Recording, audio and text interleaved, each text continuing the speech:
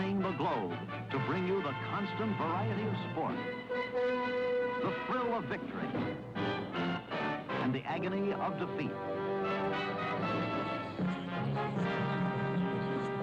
The human drama of athletic competition.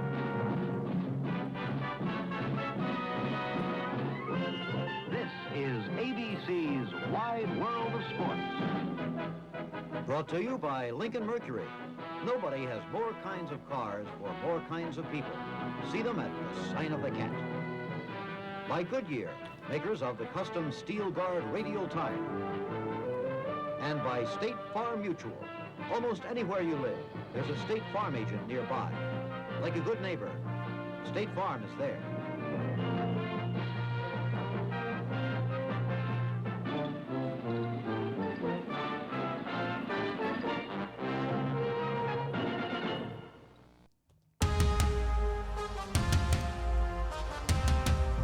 Well, good morning, good people. Mark Holmes here, of course, with my buddy Cowboy Joe Boo, as well as Bucky the Beaver.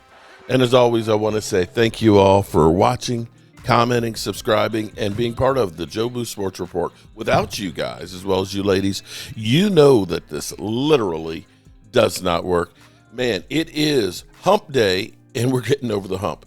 We are less than 3 weeks. My God, we're 2.5 weeks away from the players reporting. They report 2 weeks from Sunday. We have the opening ceremonies the next day, and the first practice 3 weeks from yesterday. It's coming. It is coming fast and hard right now, and there's still work that needs to be done.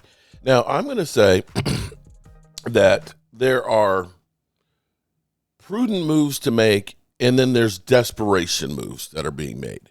Right now, I think you're actually seeing some desperation moves between the Miami Dolphins and the Pittsburgh Steelers.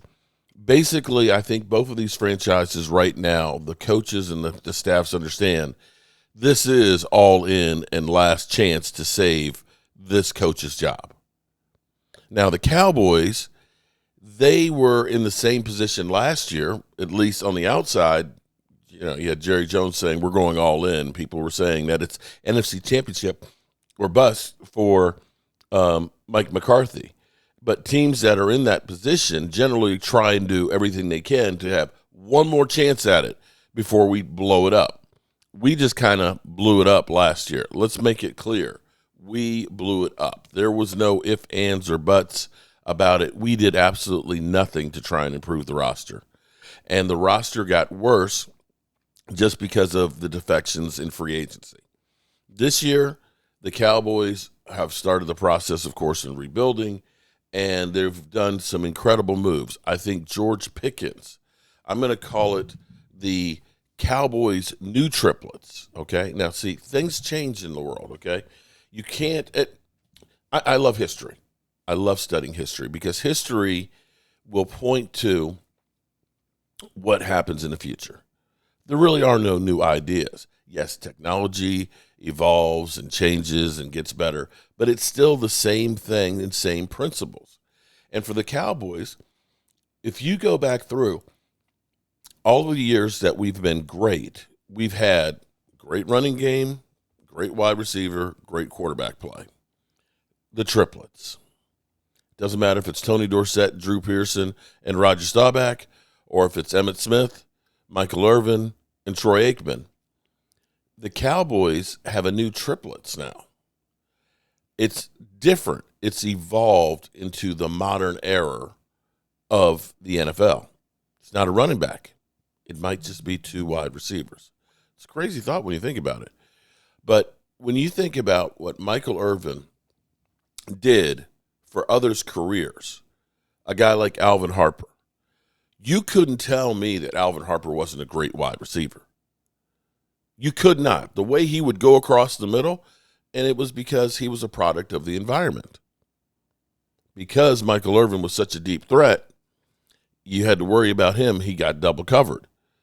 So enter Alvin Harper dealing with the number 2 or number 3 or linebackers, cornerbacks.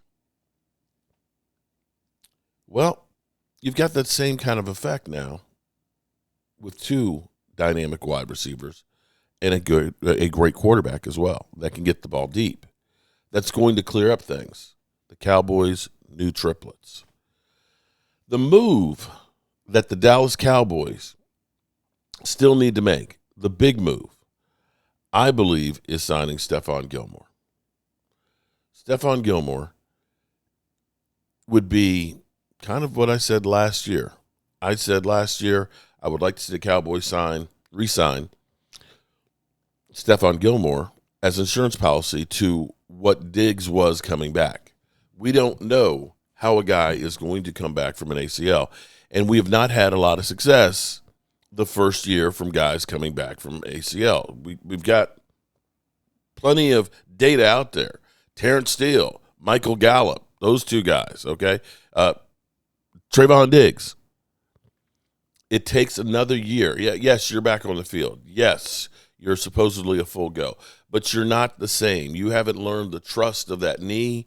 You haven't gotten the full strength and flexibility. You're not the same guy. And right now, the Cowboys are relying on two guys that will be coming from ACL injuries. And rookie Stefon Gilmore, who has not played since September last year, and Diggs, who's coming back from his second ACL. And that's a pretty big gamble. And see, I was a Boy Scout. And in Boy Scouts, they always told you, be prepared. Well, here's the thing. We always talk about how great Pat Holmes is. We all talk about how, great Jalen Hurts is. Yeah, they are. But here's the bottom line here. The Cowboys sucked ass on defense last year. There's no ifs, ands, or buts about it. You can talk about the offenses all you want with Kansas City and the Eagles, your two Super Bowl teams. But both of those teams' scoring defenses were in the top 4. Aaron Rodgers, when they won the Super Bowl, number 3 defense. Yes, you got to have a great offense, but you got to have a defense to go with it. And if you are relying on Diggs, and the reports are on Diggs that we won't know if he's ready to start the season until probably mid-August, a couple of weeks before the first game. Bleacher Report did a breakdown of all the 32 teams' prospects for the defense, and I want to bring this up. Dallas Cowboys defensive biggest need, interior defensive line. Well, we can all agree with that, but right now we also need our secondary better. Best case scenario, healthy cornerbacks and improved run defense create league's best defense. The Cowboys have had a deeply flawed defensive unit last year, and it's not just last year. We can say stopping the run has been our bugaboo for a long time. It finished 31st in scoring defense and 28th in total yards. Just pointed out, your Super Bowl teams were both top 4 scoring defense. The run defense was especially atrocious, giving up 4.8 yards per carry. But Dallas was a much higher ceiling than most teams. That's bad for 2 reasons. It could still get the quarterback thanks to Micah Parsons, and many can get to the quarterback because of Micah Parsons, and many of its woes were due to injuries. Deron Bland and Trayvon Diggs missed 16 games between them, while several other role players were in and out of the lineup. Despite the injury issues, the Cowboys still were 3rd in sacks and 9th in third down defense.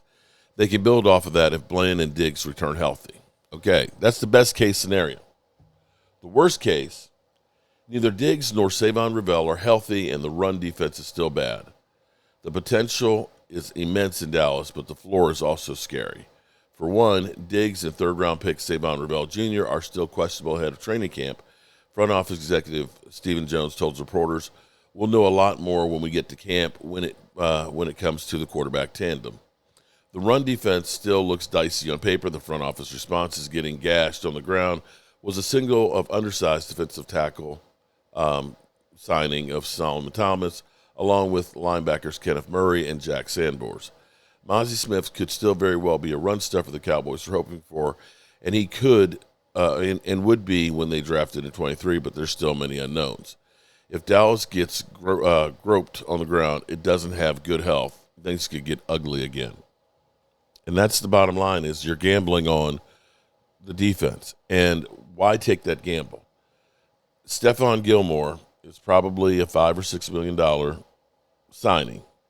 And if we look at Pro Football Focus's grades, an overall grade, 63.9%, 93rd out of 222 cornerbacks.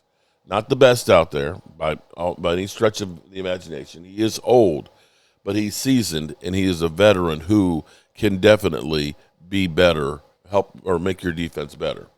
His pass rush grade was a 58.871 for cornerbacks. His run defense was a 77.6, which is 28th out of all the cornerbacks. So you're looking at a guy who can still perform, and a guy that the Cowboys definitely need to sign. Now, all reports are that Stefon Gilmore has got interest from New Orleans, Miami, and us. Definitely Miami with Jalen Ramsey being traded. They definitely have a need and an opening right there. But I think that's a team, as I pointed out, that's in desperation mode to try and save their coach, that they're trying to get rid of any malcontents and everything else and basically wipe the slate clean and make it easier for the coach. New Orleans, I don't know that he wants to go to New Orleans unless he really loves gumbo, because that's a team that's completely rebuilding. And then you've got the familiarity of the Cowboys and, of course, the social media aspect, shall we say. So hope is we sign him as an insurance policy. The Cowboys probably won't do anything between now and training camp. They'd probably rather go ahead and go to training camp and see where Diggs is and where Savon Ravel is and then make a decision. But I think this is a decision that should be made sooner than later. Something I want to bring up here, which is kind of gruesome. You know, we all love football, you know, and you see great things. You see Terrence Steele just bought a house for his mom and things. That's a beautiful thing. I hope he put in escrow money to take care of the taxes, you know, for the rest of her life and everything else, to make sure that there's no chance that, you know, there are any expenses that aren't going to be able to be covered, because that's the thing people don't think about. Oh, let's buy a multi-million-dollar house for mom, and here you go, mom. And the problem becomes is the taxes eat you up, and then you lose it. So think ahead. You got to cover all bases of these things. Looks like I've lost it. Okay. Okay, forget it. I lost it. But I had a clip from Alex Smith, and it was gruesome. When you play football, here it is. When you play football, you are risking your life every single play. This is Alex Smith's leg after he had the spiral fracture and infection. I still can't believe that even after he had that spiral fracture, that he actually went out on the field and played on that leg. That is about as bad as it gets. Shout out. Let me be clear here. Eagle players, I hate your team. 49er team fans, I hate your team. But I respect every single player out there. You know, we talk about, you know, will Diggs be ready? Will Savon Ravel? You have no idea how difficult it is to come back to an elite level from catastrophic injuries. And what these guys do to stay on the field and the things that they're doing that will affect the quality of their life beyond football. And I don't think they get enough appreciation. We give them more shit that they don't deserve. So, as we get ready to get out of here, I want to revisit desperation mode, because this feels like the Steelers are literally saying, we have to win. We have to get playoff win this year. And Mike Tomlin has to be feeling a lot of heat. a great coach. But, we talk about the Cowboys not having success in recent history. Same could be said for the Steelers. They're making the playoffs, but they're not making any noise either. Where's my damn mouse? So 2 things just jump out right here. Is that the Miami Dolphins clearly, based on what Omar Kelly just said, clearly feel that Ramsey's departure is an addition by subtraction. Mm-hmm. And that whatever was going on last year in the final throws that created poor team chemistry is going to be fixed by Minkah Fitzpatrick coming in, Jalen Ramsey going out. And the Dolphins need to start fast. And you look at their schedule, if you can call up the Miami Dolphins schedule, there it is. They do have the ability to start fast. I mean, in this league where you look at the Steelers schedule, the Packers schedule, right? And we'll look at the Steelers schedule again shortly. It's just chock full of must-see television, heavyweight playoff contending matchups. And 4 of the first 5 didn't make the playoffs for the Dolphins on their schedule. The only one are the Bills. Yeah, they could start 4-1 very easily. So they, again, if you're just describing last year's record to this year's team. Mm-hmm. But they can start fast, and they just need Tua healthy. My God, they need him healthy. Unless, the perfect opportunity is if Tua's going to be out, do it week 4 when the Jets come in and have Zach Wilson score 4 touchdowns on him. That would be hilarious. That would be very Jets-like on a Monday night for the whole country to see. It would be very Jets-like. And, we shall see how it goes. Again, they are a fast team. They are a quick team. They're just on the back end of their defense now, certainly on the edges, completely green. Yeah. Anthony Weaver, D.C., is going to have a lot of coaching up to do. And then the Steelers thing. For the Pittsburgh Steelers, you look at their schedule right there. It is chock full of landmines and must-see television, big-time matchups. They're going to have their work cut out for them. But before they get to this, apparently, from what Jerry Dulac had to say, they got their work cut out for them with T.J. Watt, who wants to be paid more than Myles Garrett entering age 31 year. He wants to be the highest paid non-quarterback in the NFL. Would he be willing to do that for fewer years?